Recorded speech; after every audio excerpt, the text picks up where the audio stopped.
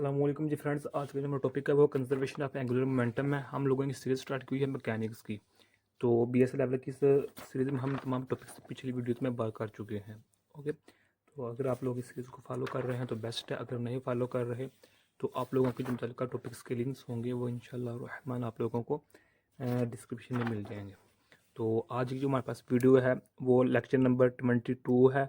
उसका हमारे पास D part है, conservation of angular momentum. Okay, तो आइए स्टार्ट करते हैं। बिस्मिल्लाहिर्रहमानिर्रहीम, सल्लल्लाहु अला मुहम्मद सल्लल्लाहु अलैहि व आलिहि वसल्लम। सबसे पहले देखें कि जो हमारे पास एंगुलर मोमेंटम है, इस पर ब्रीफली से ये देखें। इंट्रोडक्शन ऑफ एंगुलर मोमेंटम, ये ए पार्ट है। इसमें हमने तफसील से बात की हुई है एंगुलर मोमेंटम पर, कि ये क्या है, क्या भला है, क्या नहीं है, तो इसका फ़ायदा क्या है, क्या फ़ायदा नहीं है। तो हमने देखा है कंजर्वेशन ऑफ एंगुलर मोमेंटम। जिस तरह हम नाम से पता लग रहा है कंजर्वेशन, यानी कि कंजर्व रहती है। इसमें जो मेरे पास मोमेंटम है, मोमेंटम जो मेरे पास कंजर्व रहता है। मिसाल के तौर पर इसका सबसे पहले हम फार्मूला देखते हैं एंगुलर मोमेंटम। एंगुलर मोमेंटम को हम डिनोट करते हैं एल से। ओके, और इसका जो मेरे पास फार्मूला होता है वो हमारे पास होता है एल ओवर टी, यानी कि डेल्टा लिख लें या फिर डी लिख लें, वो आप लोगों की अपनी मर्जी है। ओके, सॉरी ये नहीं है। एंगुलर मोमेंटम हमारे पास आर पी इसके इक्वल होता है, या फिर ये इक्वल होता है एम वी आर, या फिर ये एंगुलर मोमेंटम इक्वल होता है moment of inertia and angular velocity. इन तीनों चीज़ों को हमने पिछली वीडियोज में जो इंट्रोडक्शन था उसमें इस चीज़ को प्रूव किया हुआ है। तो बात करने का मकसद क्या है कि इधर हम अगर लीनियर बात करें, लीनियर मैकेनिक्स में हम क्या देखते कि तो जो हमारे पास एक्सटर्नल फोर्स होती थी वो किसकी इक्वल होती थी, चेंज इन इसकी इक्वल होती थी। ये हमारे पास फार्मूला होता है, ये फार्मूला है किसका, एक्सटर्नल फोर्स अगर किसी पर लग रही है तो वो हमारे पास चेंज इन मोमेंटम होता है टाइम के लिहाज से।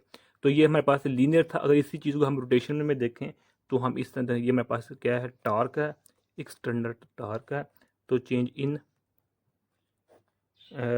With respect to time, angular momentum with respect to time. इधर लीनियर मोमेंटम था, इधर एंगुलर मोमेंटम है, इधर एक्सटर्नल फोर्स है, इधर एक्सटर्नल टार्क है। ये दोनों फर्क है, ये लीनियर है, ये रोटेशन फॉर्म में है।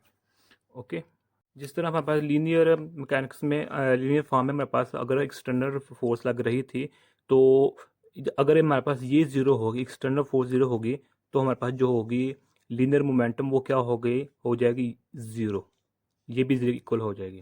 यानी कि इसका मतलब क्या है कि जो मेरे पास ये हो गया है ज़ीरो का मतलब क्या है, ये कंजर्व हो गई है। ओके, कंजर्व लीनियर मोमेंटम हो गया है। सिमिलरली यही केस है अगर हमारे पास रोटेशनल फॉर्म में टार्क जो हम एक्सटर्नल टार्क लगा रहे हैं वो ज़ीरो हो गया है, तो मेरे पास जो ये है एंगुलर मोमेंटम वो भी ज़ीरो हो जाएगा। ज़ीरो होने का मतलब क्या है कि जो मेरे पास एंगुलर मोमेंटम है वो कंजर्व हो गया है। अब इसका मतलब क्या है कि एक्सटर्नल टार्क, तो सपोज करें हमारे पास ये सिस्टम है, इस पर एक्सटर्नल लगने में जो टार्क होगा वो तो ज़ीरो होगा। अगर वो हमारे पास ज़ीरो है तो इस सिस्टम के अंदर जो पार्टिकल्स उनके दरमियान जो मेरे पास एंगुलर मोमेंटम होगा वो कंजर्व रहेगा। बाहर एक्सटर्नल लगने वाला जो टार्क है वो ज़ीरो है, लेकिन अंदर इंटरनल जो हमारे पास मोमेंटम होगा, एंगुलर मोमेंटम होगा, वो कंजर्व रहेगा। यानी कि टार्क लगने से पहले और टार्क लगने के बाद जो हमारे पास एंगुलर मोमेंटम होगा वो कांस्टेंट रहेगा। कंजर्व का मतलब क्या है, कांस्टेंट रहेगा। हाँ, इसमें ये बात है कि बॉडी के अंदर मोमेंटम में चेंज हो सकता है थोड़ा बहुत, लेकिन वो न्यूटन के थर्ड लॉ के अकॉर्डिंग वो एक जो चेंजिंग होता है वो एक दूसरे को कैंसिल कर देते हैं, जिसकी वजह से मेरे पास जो एंगुलर मोमेंटम होता है वो कंजर्व रहता है। इसलिए हम ये मेरे पास है, इसलिए हम कहते हैं जो मेरे पास एंगुलर मोमेंटम होता है वो क्या रहता है, कांस्टेंट रहता है, यानी कि ज़रूर रहता है या फिर कंजर्व रहता है। ओके, इसका मतलब क्या है कि जो मेरे पास ये इस इक्वल होता है, दोनों एक इनिशियल और फाइनल जो हमारे पास एंगुलर होता है मोमेंटम वो कांस्टेंट रहता है। अब इसकी जो डेफिनेशन है वो ये देखें लिखी हुई है, बुक से देखते हैं।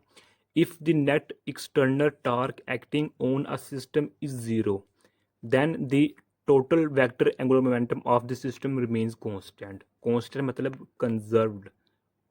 ओके, तो ये इसकी डेफिनेशन थी, आप इसको पॉज करके आप रीड कर सकते हैं इसको।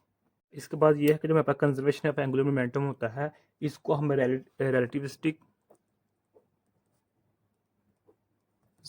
एंड क्वांटम, इन दोनों मैकेनिक्स में हम इनको कंजर्वेशन ऑफ एंगुलर मोमेंटम को यूज़ करते हैं। अब यहाँ एक इम्पोर्टेंट पॉइंट है, वो एमसीक्यू के तौर पर भी और शॉर्ट क्वेश्चन के तौर पर भी आ सकता है, कि जो हमारे पास हमारे 3 कोऑर्डिनेट्स होते हैं, ओके, ये हमारे पास एक्स एक्सिस है, ये हमारे पास वाई एक्सिस है, जी एक्सिस है। जिस एक्सिस के अराउंड, मिसाल के तौर पर इस एक्सिस के अराउंड हमारे पास टार्क क्या है, 0 है। तो इसी एक्सिस के अराउंड जो हमारे पास होगा ना एंगुलर मोमेंटम, जो एंगुलर मोमेंटम होगा वो कांस्टेंट रहेगा, यानी कि कंजर्व रहेगा, यानी कि 0 रहेगा। ओके, तो अगर इन दोनों एक्सिस के दरमियान में टार्क 0 है, तो इन दोनों एक्सिस में जो मेरे पास एंगुलर मोमेंटम होगा 0 रहेगा। इसलिए अगर आप डेफिनेशन पर गौर करें तो इसमें लिखा है कि if the next external torque acting on a system, system यहाँ सिस्टम का मतलब है कि इसमें तीनों कोऑर्डिनेट्स आ रहे हैं, तो तब जो हमारे पास वेक्टर एंगुलर मोमेंटम होगा उस सिस्टम का वो रिमेन कांस्टेंट रहेगा। ओके, तो ये आई थिंक समझो अहम पॉइंट है, तो इसको हाईलाइट कर लीजिएगा आप। अब जो मैंने ये लिखा है, अब इसका मतलब कि एल एंगुलर मोमेंटम कांस्टेंट मतलब कंजर्व मतलब 0, इसको हम इस फॉर्म में लिख सकते हैं, और इसको हम इस तरह भी लिख सकते हैं। ओके, ये कई फॉर्म है इसकी एंगुलर मोमेंटम की।